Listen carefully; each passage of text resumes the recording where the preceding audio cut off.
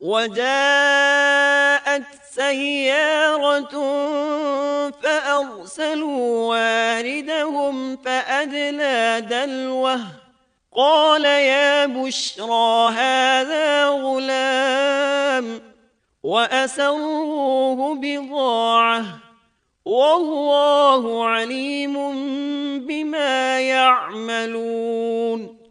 اور ایک قافلہ آیا اور انہوں نے اپنے ایک پانی لانے والے کو بھیجا، اس نے اپنا ڈول لٹکا دیا اور کہنے لگا واہ واہ، خوشی کی بات ہے، یہ تو ایک لڑکا ہے۔ انہوں نے اسے مال تجارت قرار دے کر چھپا دیا اور اللہ اس سے باخبر تھا جو وہ کر رہے تھے۔ تفصیل اس کی یہ ہے کہ ایک قافلہ اس کنویں کے پاس سے گزرا جس میں یوسف علیہ السلام موجود تھے۔ انہوں نے پانی کی تلاش میں ایک خادم کو بھیجا، وہ کنویں تک پہنچا، اس نے کنویں میں ڈول لٹکایا، یوسف علیہ السلام اس ڈول میں بیٹھ گئے۔ خادم نے ڈول نکالا تو اس میں ایک خوبصورت بچے کو دیکھا، مارے خوشی کے وہ پکار اٹھا یہاں ایک لڑکا ہے۔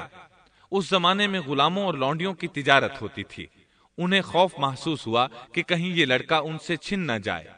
اس خوف کے پیش نظر انہوں نے یوسف علیہ السلام کو چھپا لیا۔ انہوں نے یہ بھی سوچا کہ شاید یہ بھاگا ہوا غلام ہے، اگر اس کا مالک آ گیا تو وہ اسے لے جائے گا۔ یہ قافلہ مدائن سے مصر جا رہا تھا۔ جب یہ مصر پہنچے تو انہوں نے یوسف علیہ السلام کو معمولی قیمت میں فروخت کر دیا۔ معمولی قیمت میں فروخت کرنے کی جلدی بھی انہوں نے اسی خیال کے تحت کی کہ کہیں اس کا مالک نہ آ جائے۔ ابن عباس رضی اللہ عنہما فرماتے ہیں کہ انہوں نے یوسف علیہ السلام کو صرف 20 درہم میں بیچ دیا اور یہ نہایت معمولی قیمت تھی۔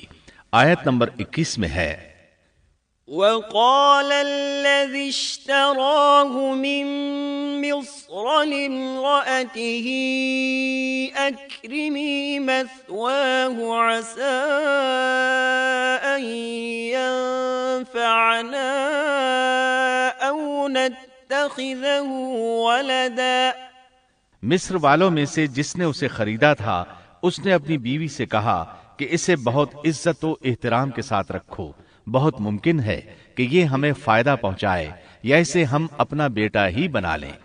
یہ شخص مصر کا وزیر خزانہ تھا، بے اولاد تھا۔ اس نے سوچا شاید یہ لڑکا بڑا ہو کر اچھا انسان بنے، لہٰذا کیوں نہ ہم اسے بیٹا بنا لیں۔ اس طرح یوسف علیہ السلام وزیر خزانہ کے گھر پلے بڑھے۔ وزیر خزانہ عزیز مصر کہلاتا تھا۔ عزیز نے آپ کو بیٹوں کی طرح رکھا۔ آپ کچھ بڑے ہوئے تو شاہی محل کی دیکھ بھال آپ کے ذمے لگا دی گئی، شاہی محل کے تمام اختیارات آپ کے سپرد کر دیے گئے۔ اللہ تعالیٰ آیت 21 اور 22 میں فرماتے ہیں وَكَذَلِكَ مَكَّنَّا لِيُوسُفَ فِي الْأَرْضِ وَلِنُعَلِّمَهُ مِن تَأْوِيلِ الْأَحَادِيثِ وَاللَّهُ غَالِبٌ عَلَى أَمْرِهِ وَلَكِنَّ أَكْثَرَ النَّاسِ لَا يَعْلَمُونَ۔ وَلَمَّا بَلَغَ أَشُدَّهُ آتَيْنَاهُ حُكْمًا وَعِلْمًا وَكَذَلِكَ نَجْزِي الْمُحْسِنِينَ۔ یوں ہم نے مصر کی سرزمین میں یوسف کا قدم جما دیا کہ ہم اسے خواب کی تعبیر کا کچھ علم سکھا دیں۔ اللہ اپنے ارادے پر غالب ہے لیکن اکثر لوگ بے علم ہوتے ہیں۔ اور جب یوسف پختگی کی عمر کو پہنچ گئے تو ہم نے اسے قوت فیصلہ اور علم دیا۔ ہم نیک کاروں کو اسی طرح بدلہ دیتے ہیں۔ یوسف علیہ السلام بہت پاکیزہ اور توحید والے ماحول میں پروان چڑھے۔ گھر کا سارا انتظام انہی کے ہاتھ میں تھا۔ آپ بہت بصیرت اور سوجھ بوجھ سے گھر کا نظام چلا رہے تھے۔ ابھی عزیز مصر کی بیوی نے آپ کو گمراہ کرنے کی کوشش نہیں کی تھی کہ حلم، علم اور بصیرت کی صفات آپ میں موجود تھیں۔ مفسرین لکھتے ہیں جب یوسف علیہ السلام کی عمر 17-18 سال کی ہوئی تو جوانی کے ساتھ ان کے حسن میں مزید اضافہ ہوا۔ حسن یوسف واقعی بے مثال تھا۔ نبی اکرم صلی اللہ علیہ وسلم فرماتے ہیں معراج کی رات میری ملاقات یوسف علیہ السلام سے ہوئی، ایسا لگتا تھا کہ دنیا کا نصف حسن یوسف علیہ السلام کو ملا ہے۔ مفسرین اس کی وضاحت کرتے ہیں کہ حسن کو اللہ تعالیٰ نے 2 حصوں میں تقسیم کیا ہے، آدھا حسن یوسف علیہ السلام کو دیا اور آدھا باقی ساری مخلوق میں تقسیم کر دیا۔ اللہ اکبر، یہ ہے حسن یوسف، اور جب یوسف کے حسن کی کیفیت یہ ہے تو پھر اس کے خالق کے کیا کہنے۔ جب عزیز مصر کی بیوی نے ان کا حسن دیکھا تو بے اختیار ہو گئی، اس کے اندر ہیجان پیدا ہوا، اس نے یوسف علیہ السلام سے بدکاری کا ارادہ کر لیا، ان کے ساتھ لطف و عنایت کا سلسلہ شروع کر دیا اور پھسلانے کے جتنے طریقے ہو سکتے تھے وہ اختیار کیے، ناز و نخرے کے ساتھ اس سے پیش آنے لگی۔ اللہ آیت 23 میں فرماتے ہیں، وراودته التي هو في بيتها عن نفسه وغلقت الأبواب وقالت هيت لك قال معاذ الله إنه ربي أحسن مثواي إنه لا يفلح الظالمون۔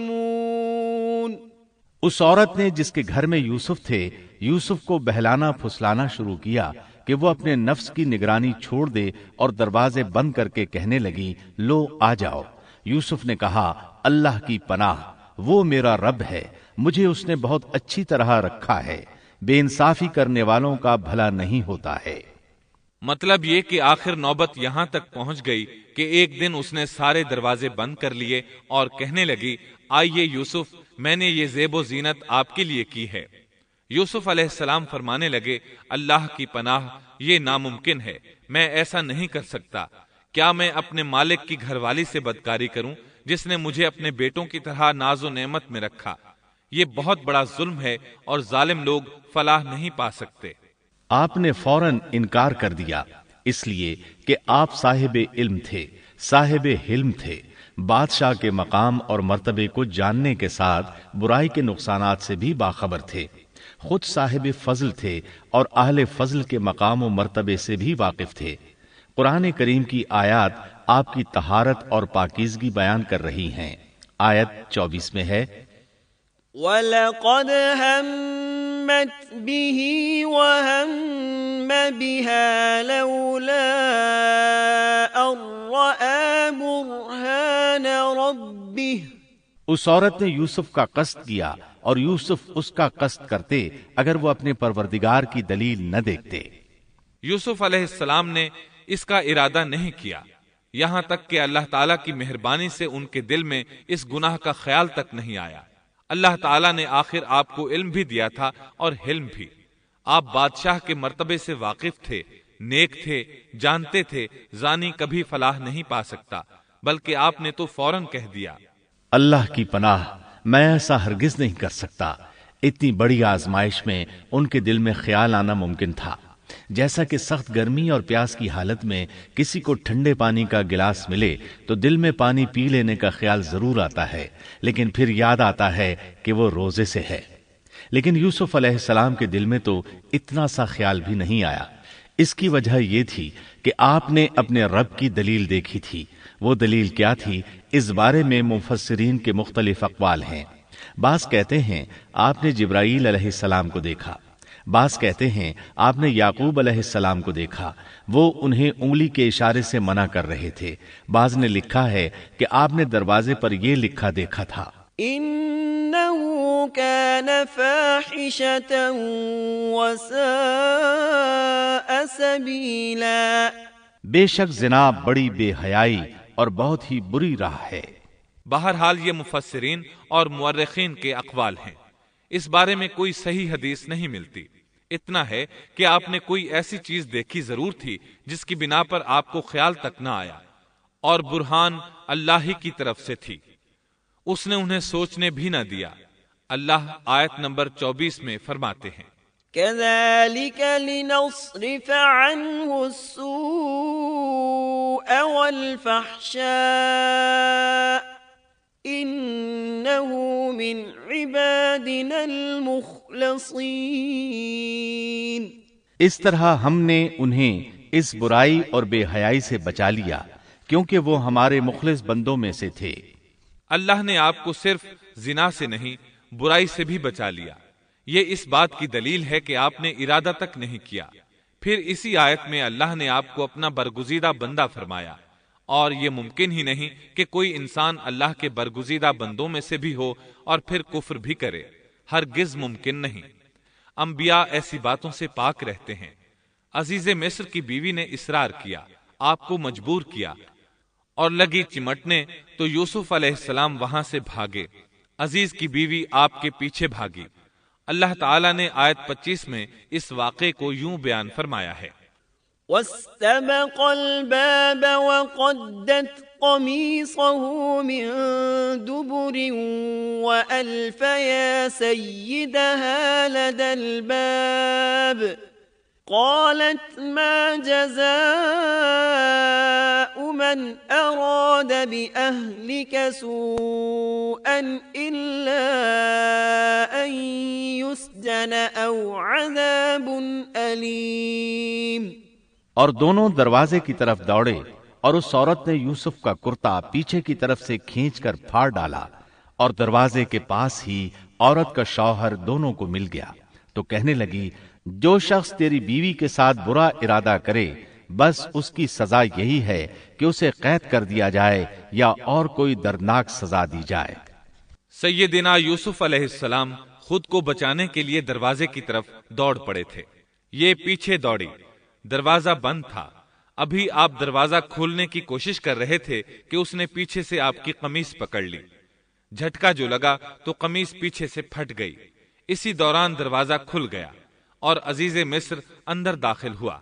اس نے یہ منظر اپنی آنکھوں سے دیکھا کہ اس کی بیوی زیب و زینت کے ساتھ بند سنور کر یوسف علیہ السلام کے بالکل پیچھے کھڑی ہے۔ اسی وقت اس نے خود کو الزام سے بچانے کے لیے کہہ دیا، جو تیری بیوی کے ساتھ برائی کا ارادہ رکھتا ہے اس کا کیا بدلہ ہے؟ پھر خود ہی کہنے لگی اسے قید خانے میں بند کر دینا چاہیے۔ ایسا اس نے اس لیے کہا کہیں وہ یوسف علیہ السلام کو قتل نہ کر دے۔ ادھر یوسف علیہ السلام نے بھی فوراً اپنا دفاع کیا اور کہا میں مجرم نہیں، بلکہ یہ ساری کارستانی اس کی اپنی ہے۔ آیت 26 اور 27 میں ہے، قال هي راودتني عن نفسي وشهد شاهد من أهلها إن كان قميصه قد من قبل فصدقت وهو من الكاذبين وَإِن كَانَ قَمِيصُهُ قُدَّ مِن دُبُرٍ فَكَذَبَتْ وَهُوَ مِنَ الصَّادِقِينَ۔ یوسف نے کہا یہ عورت ہی مجھے پھسلا رہی تھی، اور عورت کے قبیلے ہی کے ایک شخص نے گواہی دی کہ اگر اس کا کرتا آگے سے پھٹا ہوا ہو تو عورت سچی ہے اور یوسف جھوٹ بولنے والوں میں سے ہے، اور اگر اس کا کرتا پیچھے کی جانب سے پھٹا ہوا ہو تو عورت جھوٹی ہے اور یوسف سچوں میں سے ہے۔ یہ گواہ کون تھا؟ اس بارے میں دو قسم کی روایات ہیں۔ پہلی روایت یہ ہے کہ وہ دودھ پیتا بچہ تھا، اس نے کہا کہ اس عورت نے بہکایا ہے اور یہ اللہ کا معجزہ تھا۔ دوسری روایت یہ ہے کہ عزیز مصر کے ساتھ اس کا چچا زاد تھا، اس نے کہا قمیص دیکھو کہاں سے پھٹی ہے، پیچھے سے پھٹی ہے تو یوسف سچے، اور آگے سے پھٹی ہے تو پھر وہ سچی ہے، یوسف جھوٹے ہیں۔ آیت نمبر 28 میں آتا ہے، فَلَمَّا رَأَى قَمِيصَهُ قُدَّ مِن دُبُرٍ قَالَ إِنَّهُ مِن كَيْدِكُنَّ إِنَّ كَيْدَكُنَّ عَظِيمٌ۔ سو جب خاوند نے دیکھا کہ یوسف کا کرتا پیٹھ کی جانب سے پھٹا ہوا ہے تو صاف کہہ دیا کہ یہ تو عورتوں کی چال بازی ہے، بے شک تمہاری چال بازی بہت بڑی ہے۔ سید قطب کہتے ہیں عزیز مصر ان لوگوں میں سے تھا جن کے نزدیک شرف کی کوئی قیمت نہیں تھی، اگر اس میں غیرت ہوتی تو اس کا خون کھولتا، وہ عورت پر برہم ہوتا، لیکن اس نے غصے کے بغیر کہا۔ آیت 29 میں ہے، یوسف اعرض عن هذا واستغفری لذنبک انکی کنت من الخاطئین۔ یوسف اب اس بات کو جانے دو، اور اے عورت تو اپنے گناہ سے توبہ کر، بے شک تو گناہگاروں میں سے ہے۔ اس کے علاوہ اس نے کوئی اور بات نہ کی، یہاں تک کہ یوسف علیہ السلام کو گھر ہی میں رہنے دیا، جدا بھی نہ کیا۔ لیکن پھر یہ خبر شہر میں آگ کی طرح پھیل گئی، عورتیں طرح طرح کی باتیں کرنے لگیں، لوگ عزیز مصر کی بیوی کو تانے دینے لگے۔ آیت 30 میں ہے، وقال نسوة في المدينة امرأة العزيز تراود فتاها عن نفسه قد شغفها حبا إنا لنراها في ضلال مبين۔ اور شہر کی عورتوں میں چرچا ہونے لگا کہ عزیز مصر کی بیوی اپنے جوان غلام کو اپنا مطلب نکالنے کے لیے بہلانے پھسلانے میں لگی رہتی ہے، اس کے دل میں یوسف کی محبت بیٹھ گئی ہے، ہمارے خیال میں تو وہ سری گمراہی میں ہے۔ یہ چرچا ہونے لگا کہ عزیز مصر کی بیوی ایک غلام کے ساتھ برائی پر تل گئی، اگر کسی آزاد کے ساتھ ایسا کرتی تو معاملہ اور تھا، غلام سے محبت کر بیٹھی، یہ تو اس نے بے وقوفی کی انتہا کر دی، اس طرح اسے خوب برا بھلا کہا گیا۔ یہ خبر عزیز مصر کی بیوی تک بھی پہنچ گئی۔ آیت 31 میں ہے، فلما سمعت بمكرهن أرسلت إليهن وأعتدت لهن متكئا وآتت كل واحدة منهن سكينا وقالت اخرج عليهن فلما رأينه أكبرنه وقطعن أيديهن وقلن حاش لله ما هذا بشرا إن هذا إلا ملك کریم۔ اس نے جب ان عورتوں کی پرفریب مکارانہ باتیں سنی تو انہیں بلوا بھیجا اور ان کے لیے ایک مجلس مرتب کی اور ان میں سے ہر ایک کو چھری دی اور کہا، اے یوسف ان کے سامنے چلے آؤ۔ ان عورتوں نے جب اسے دیکھا تو بہت بڑا جانا اور اپنے ہاتھ کاٹ لیے، اور زبان سے نکل گیا کہ اللہ کی پناہ، یہ انسان تو ہرگز نہیں، یہ تو یقیناً کوئی بہت ہی بزرگ فرشتہ ہے۔ وضاحت اس کی یہ ہے کہ اس عورت نے اپنے گھر میں ایک دعوت کا انتظام کیا، تمام عورتوں کو اس دعوت میں بلایا، دعوت کا انتظام اس طرح کیا کہ سب کے لیے ایک تکیہ لگایا، پھل سامنے رکھے اور ہر ایک کو ایک ایک چھری تھما دی، ساتھ ہی یوسف علیہ السلام سے کہا کہ مجلس میں آ جائیں۔ جب یوسف علیہ السلام آئے تو وہ انہیں دیکھ کر مبہوت رہ گئیں، ان کے حسن سے اس قدر متاثر ہوئیں کہ اپنا ہوش نہ رہا اور پھلوں کے بجائے اپنے ہاتھ کاٹ ڈالے، لیکن اس کا انہیں احساس تک نہ ہوا۔ سبحان اللہ، کیا حسن تھا جس کی وجہ سے انہوں نے اپنے ہاتھ کاٹ لیے اور خبر تک نہ ہوئی۔ کہنے لگیں یہ تو کوئی فرشتہ معلوم ہوتا ہے، انسان اتنا خوبصورت کیسے ہو سکتا ہے۔ آیت 32 میں ہے، قالت فذلكن الذي لمتنني فيه وَلَقَدْ رَاوَدتُّهُ عَن نَّفْسِهِ فَاسْتَعْصَمَ وَلَئِن لَّمْ يَفْعَلْ مَا آمُرُهُ لَيُسْجَنَنَّ وَلَيَكُونًا مِّنَ الصَّاغِرِينَ۔ اس وقت عزیز مصر کی بیوی نے کہا، یہ ہے وہ جس کے بارے میں تم مجھے تانا دے رہی تھی، میں نے ہر چند اس سے اپنا مطلب حاصل کرنا چاہا، لیکن یہ بال بال بچا رہا، اور جو کچھ میں اس سے کہہ رہی ہوں اگر یہ نہ کرے گا تو یقیناً یہ قید کر دیا جائے گا، اور بے شک یہ بہت ہی بے عزت ہوگا۔ یہ آیت اس بات کی واضح دلیل ہے کہ یوسف علیہ السلام نے برائی کا ارادہ نہیں کیا تھا۔ پھر بات یہیں پر ختم نہیں ہو گئی، بلکہ تمام عورتیں یوسف علیہ السلام پر ٹوٹ پڑیں۔ ان میں سے ہر ایک کی خواہش تھی کہ یوسف علیہ السلام اس سے محبت کریں اور بے حیائی کا ارتکاب کریں۔ اپنی عزت اور شرف کو انہوں نے خاک میں ملا دیا۔ یوسف علیہ السلام کے حسن پر فریفتہ ہو گئیں۔ اس کیفیت کو دیکھ کر یوسف علیہ السلام نے اپنے رب سے دعا کی۔ آیت 33 اور 34 میں آتا ہے، قال رب السجن أحب إلي مما يدعونني إليه وإلا تصرف عني كيدهن أصب إليهن وأكن من الجاهلين فاستجاب له ربه فصرف عنه كيدهن إنه هو السميع العليم۔ یوسف نے دعا کی کہ اے میرے پروردگار، جس بات کی طرف یہ عورتیں مجھے بلا رہی ہیں اس سے تو مجھے جیل خانہ بہت پسند ہے۔ اگر تو نے ان کا مکر و فریب مجھ سے دور نہ کیا تو میں تو ان کی طرف مائل ہو جاؤں گا اور بالکل نادانوں میں جا ملوں گا۔ اس سے ظاہر ہوا سب عورتیں یوسف علیہ السلام کو اپنی طرف متوجہ کر رہی تھیں۔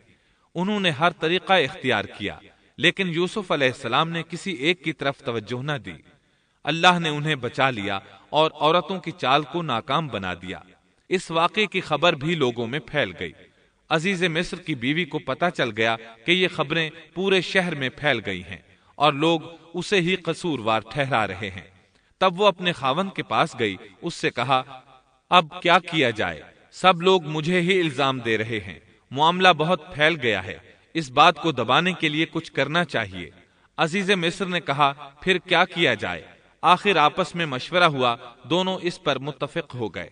ابن عباس رضی اللہ عنہما فرماتے ہیں انہوں نے یوسف علیہ السلام کو ایک گدھے پر سوار کیا اور ایک ڈھول والا ساتھ کر دیا اور یہ منادی کرائی کہ اس عبرانی غلام نے اپنی مالکہ کے ساتھ برائی کی کوشش کی ہے، لہٰذا اسے اس جرم کی پاداش میں جیل میں ڈالا جاتا ہے۔ گویا انہوں نے اپنے پر سے الزام ختم کرنے کا یہ منصوبہ سوچا۔ اس بارے میں اللہ آیت 35 میں فرماتے ہیں ثم بدا لهم من بعد ما رأوا الآيات ليسجننه حتى حين۔ پھر ان تمام نشانوں کے دیکھ لینے کے بعد بھی انہیں یہی مصلحت معلوم ہوئی کہ یوسف کو کچھ مدت کے لیے قید خانے میں رکھیں۔ انہوں نے یہ اس لیے کہا تاکہ یوسف علیہ السلام پر تہمت لگائی جا سکے۔ اس طرح یوسف علیہ السلام قید خانے میں آ گئے۔ ان کے ساتھ 2 نوجوان اور قید خانے میں بھیجے گئے تھے۔ کچھ دن ساتھ رہنے کے بعد وہ جان گئے کہ یوسف علیہ السلام نیک سیرت انسان ہیں، عبادت گزار نوجوان ہیں۔ ایک رات دونوں نوجوانوں نے خواب دیکھے۔ صبح ہوئی تو دونوں یوسف علیہ السلام کے پاس گئے اور اپنا اپنا خواب سنایا۔ قرآن کریم آیت 36 میں اس کو یوں بیان کرتا ہے قال احدهما انی ارانی اعصر خمرا وقال الآخر انی ارانی احمل فوق رأسی خبزا تأکل الطیر منه نبئنا بتأویلہ انا نراک من المحسنین۔ اس کے ساتھ ہی 2 اور جوان بھی جیل خانے میں داخل ہوئے۔ ان میں سے ایک نے کہا کہ میں نے خواب میں اپنے آپ کو شراب نچوڑتے دیکھا ہے، اور دوسرے نے کہا میں نے اپنے آپ کو دیکھا ہے کہ میں اپنے سر پر روٹی اٹھائے ہوئے ہوں جسے پرندے کھا رہے ہیں۔ ہمیں آپ اس کی تعبیر بتائیے، ہمیں تو آپ خوبیوں والے شخص دکھائی دیتے ہیں۔ قید خانے کے قیدی بھی جان چکے تھے کہ یوسف علیہ السلام نیک ہیں۔ آپ نے سوچا یہ دین کی دعوت دینے کا بہترین موقع ہے۔ انہوں نے جو کچھ ان سے کہا وہ آیت نمبر 37 اور 38 میں اس طرح آیا ہے قال لا يأتيكما طعام ترزقانه إلا نبأتكما بتأويله قبل أن يأتيكما ذلكما مما علمني ربي إني تركت ملة قوم لا يؤمنون بالله وهم بالآخرة هم كافرون واتبعت ملة آبائي إبراهيم وإسحاق ويعقوب ما كان لنا أن نشرك بالله من شيء ذلك من فضل الله علينا وعلى الناس ولكن أكثر الناس لا يشكرون۔ یوسف نے کہا تمہیں جو کھانا دیا جاتا ہے اس کے تمہارے پاس پہنچنے سے پہلے ہی میں تمہیں اس کی تعبیر بتلا دوں گا۔ یہ سب اس علم کی بدولت ہے جو مجھے میرے رب نے سکھایا ہے۔ میں نے ان لوگوں کا مذہب چھوڑ دیا ہے جو اللہ پر ایمان نہیں رکھتے اور آخرت کے بھی منکر ہیں۔ میں اپنے باپ دادوں کے دین کا پابند ہوں، یعنی ابراہیم، اسحاق اور یعقوب کے دین کا۔ ہمیں ہرگز یہ سزاوار نہیں کہ ہم اللہ کے ساتھ کسی کو بھی شریک کریں۔ ہم پر اور تمام اور لوگوں پر اللہ کا یہ خاص فضل ہے، لیکن اکثر لوگ ناشکری کرتے ہیں۔